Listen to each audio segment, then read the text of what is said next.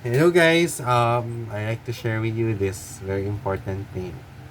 Bukas hanggang August 26 ang simulan ng Benilde Online Learning Term. Ang Benilde Online Learning Term ay isang interim na term na kung saan ang enrollment ay voluntary. Ang mga kurso nag-o-offer sa bot ay pinipilian ng maayos para sa full online delivery. Ito ay inoffer to sa pagbabahagi ng new normal, or rather as this will be offered in anticipation of the new normal when first term 2020 to 2021 finally resumes. Benilde is finding means to continually protect the students, faculty, and the Benildean community from COVID-19, and also to adhere with the physical distancing guidelines. The goal is to reduce possible congestion within the different campuses and inside the classrooms on the next regular term. Both along with the other measures will set in place to hopefully allow the community to practice physical and social distancing. Another important goal is to heed the request of our graduating students to be given the opportunity to complete their degrees before the next regular term. Both is also the response to the appeal of some students if they want to continue their education, especially for back subjects. Because of the ongoing community quarantines, it is unclear when schools in Metro Manila will allow to resume operations and when will be need will reopen for the next regular term. This will help you continue with your education while ensuring your safety post ECQ or GCQ because you will able to complete your courses at the comfort of your homes. Generally, enrolling in both courses will be less costly in terms of your tuition, miscellaneous fees, and laboratory charges. You will save on other related expenses such as fares and allowances, and the time-saving benefit of not having to travel to go to class. Okay? So in order for you to complete the bulk, the requirements are a reliable internet connection, a working desktop or laptop computer or tablet with easy-to-use keyboard and audio-video capacity, a 13-point score for the self-assessment for online learning readiness, and course-specific requirements as advised. Okay? All courses will be delivered and completed within the period of 8 weeks. 8 weeks, the 8th week is allotted for the course requirements and administration for final exams. The courses offered are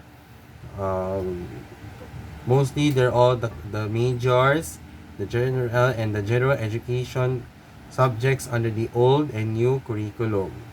Because courses will be fully online, you are allowed a high degree of flexibility.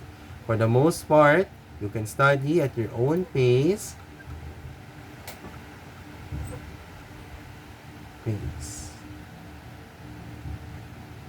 With being mindful of the deadlines. Everything will be asynchronous and can carry out online or offline. There will be 2 to 4 synchronous meetings. Online courses shall maintain the same academic rigor expected in face-to-face classes and should be parallel and equivalent what is stated in the syllabus. Example, in the face-to-face session, your class participation is assessed through your recitation and engagement in online in-class discussions. In both, class participation may include your timing and meaningful responses to your online discussions and feedbacks to your online posts and or questions about the course content addressed either to your faculty, mentor, or other learners in the course. Okay? Online courses are presented through Big Sky, the official learning management in Benilde. And aside from Big Sky, you may use Zoom, Google Meet, Facebook, and Skype. And you may use Google Drive or YouTube. Good things to be submitted. After logging to Big Sky, you can access your syllabus, assignments, course content, grades, discussion forums, and announcements. The grading system for both will follow based in the student handbook. Okay?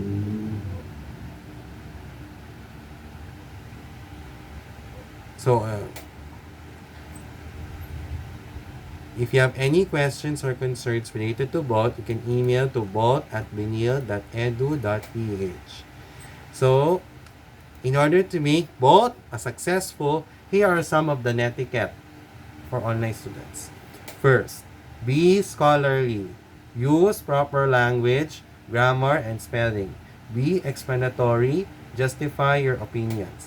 Credit the ideas of others. Cite and link to scholarly resources.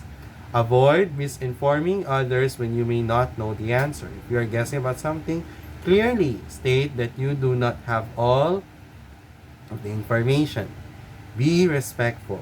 Respect privacy, diversity, and opinions that differ from your own. Communicate tactfully and base disagreements on scholarly ideas or research evidence. Avoid sharing others' personal, professional, or personal information. Be professional. Represent yourself well at all times. Be truthful, accurate, and run a final spell check. Write in a legible black font and limit the use of emoticons. Avoid using profanity or participating in hostile interactions or flaming. Be polite. Address others by name or appropriate title and be mindful of your tone. Be polite as you would in a face-to-face situation. Avoid using sarcasm, being rude, or writing in all capital letters. Written words can easily be misinterpreted as they lack facial expression, body language, and the tone of voice. Ito po ay ginawa guys upang magiging matagumpay ang Benilde online learning term. Okay?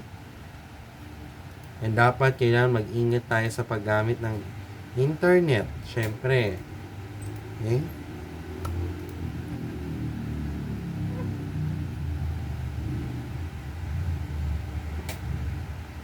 And Benilde on and to you, my fellow students of Benilde, Manila, and Antipolo, I want to wish you guys the best of luck for the Benilde online learning term. Okay, and you can also pay your both tuition fee through online bank transfers, BDO, online banking, or any bank that you use for your own choice. Okay? And tomorrow, July 1, let's bolt in! Coming tomorrow, Benilde online learning term. So good luck, do well, at galingan nyo guys. Kayang-kaya mo yan. Okay? Here are, in summary, I already showed you guys the netiquette rules and what both means for us as Benilde students. So, as we anticipate ourselves for the new normal, and as Benilde will reopen classes again on the regular term, which will be first term 2020 to 2021 in September or in the fourth quarter of 2020, we expect that we have to abide by the health protocols after both. Okay?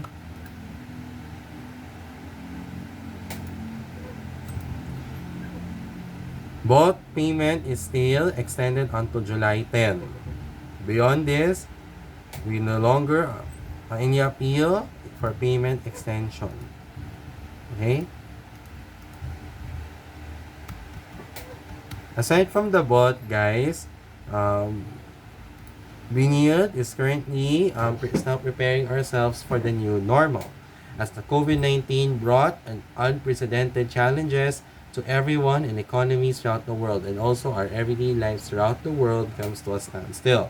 As we carry on adapting to the reality of the pandemic's impact on our daily lives, including life inside the college, Benilde management encourage everyone to observe the new measures that will be implemented to sustain the safety and the health standards in Benilde. As Benilde, Manila gradually resumes office operations last June 16 and classes on September or in the last quarter of 2020, a health declaration form must be done online before entering the campuses. Furthermore, wearing of face masks and or face shields and submitting yourself in screening process at the campus entrances will be required. A no face mask health declaration form, ID card, and no entry policy will be implemented. So, people entering the campus will be required to go through a screening process of their health status based on the health declaration form they submitted. Security procedures will be placed at the campus entrances, like everyone to wear a face mask, step on the sanitation mat, submit to temperature checking, and use disinfectants. Screen- Sanitation and cleaning schedules will be increased. Classrooms and office configurations will be adjusted to observe physical distancing. Social distancing signage will be installed throughout the campuses to guide foot and minimize close contact. Elevators will have a reduced passenger capacity, and cafeterias will also have a reconfigured dining area. Food service will only be for takeaways, and you may encouraged to bring your own lunch. We will ask meal management encourages for your cooperation and understanding as we try to make the new normal manageable for everyone, especially for the students.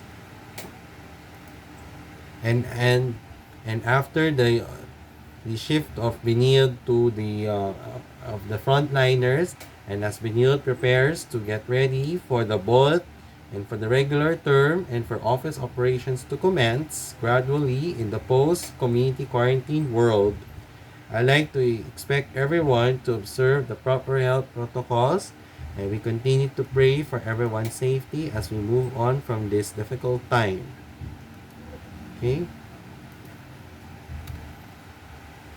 And also,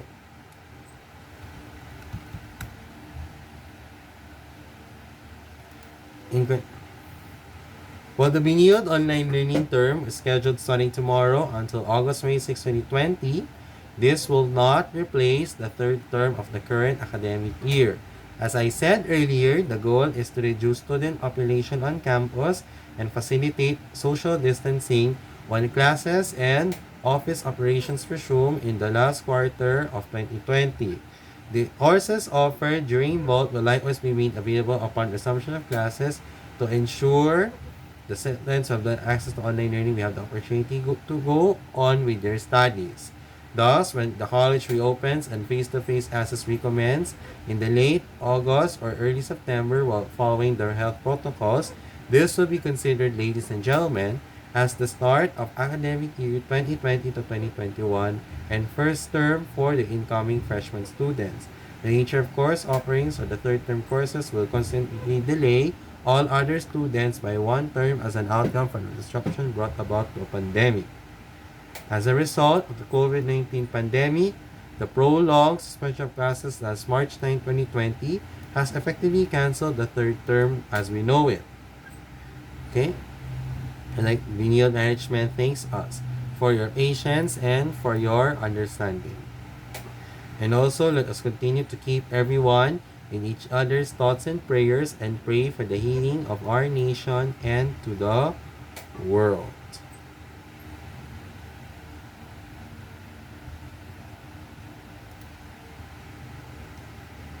And because of this, your cooperation and your attention to the lessons activities during both is highly encouraged and is also highly appreciated. Okay?